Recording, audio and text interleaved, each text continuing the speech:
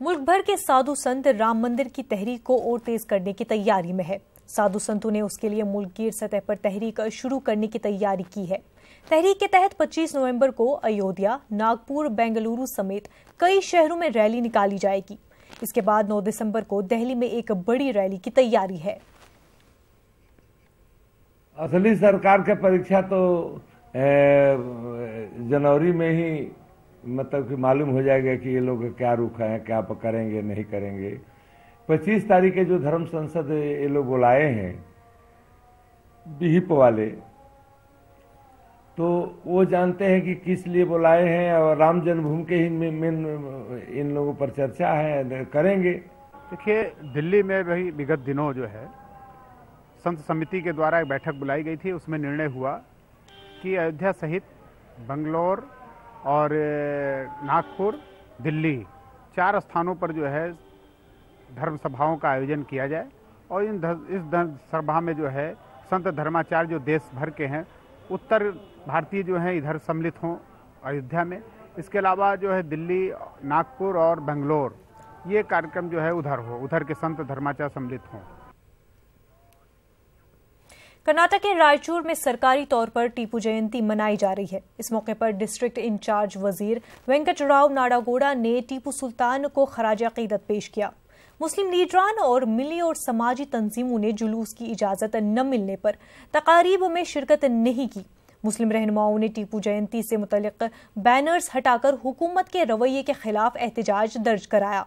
मकामी लीडरों का कहना है कि कांग्रेस और जेडीएस दोनों जमातें सेक्युलरिज्म का दम बढ़ती हैं, लेकिन जब टीपू जयंती की बात आती है तो दोनों जमातों का तासुबाना रवैया साफ जाहिर होता है। आज शेर मैसूर टीपू सुल्तान का यौम पैदाइश है। कर्नाटक के साबिक वज़ीर आला सिद्धारमैया की रिहाइशगाह पर टीपू जयंती मनाई गई। इस मौके पर टीपू सुल्तान के चाहने वालों की बड़ी तादाद मौजूद थी।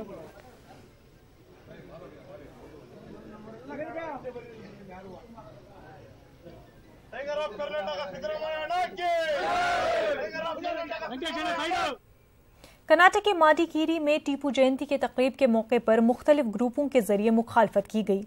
एहतजाज करने वालों को पुलिस ने गिरफ्तार कर लिया है। कर्नाटक के कई शहरों में दफा 144 नाफिज कर दी गई है।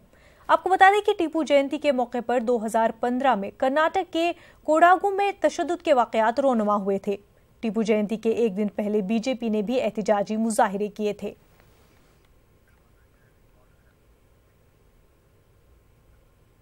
दिल्ली वाले फजाई आलूदगी से परेशान हैं। हालांकि दिवाली गुजर गई है, लेकिन उसका असर फजा में साफ नजर आ रहा है। सुबह की सैर को निकलने वाले लोगों का कहना है कि अब ये आम बात हो गई है।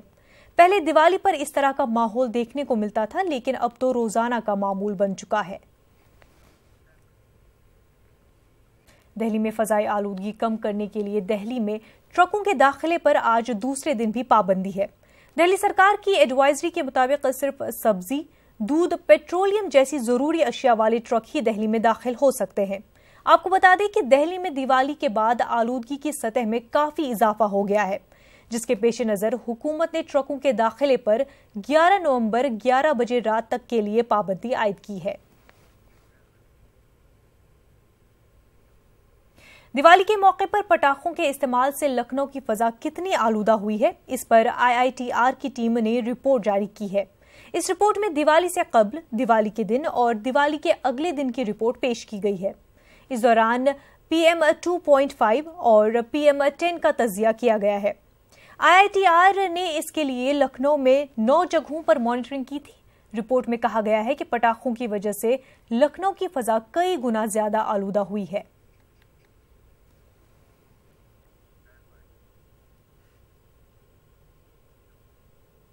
CBI हेडक्वार्टर में आउट ऑफ लिविंग की तरफ से ध्यान वर्कशॉप शुरू किया गया है। वर्कशॉप 3 दिनों तक चलेगा।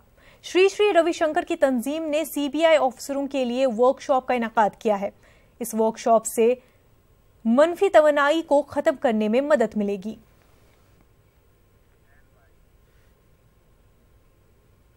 कैलिफोर्निया के शहर मालिबू में जंगल की आग रुकने का नाम नहीं ले रही है। इस आग की वजह से 9 लोगों की जान चली चुकी है, जबकि कई मकानात इस आग की जद में आकर तबाह हो गए हैं। कैलिफोर्निया हुकाम ने ये इतला दी है कि शहर के 6 मकामात पर आग लगी हुई है। इस आग से 150 घर जलकर तबाह हो गए हैं। हुकाम ने लोगों से घर छोड़ने को कहा है। वेंटुआरा काउंटी स्टीम से तकरीबन 75% लोगों को निकाला गया है। इस आग पर काबू पाने के लिए लगातार कोशिशें की जा रही है।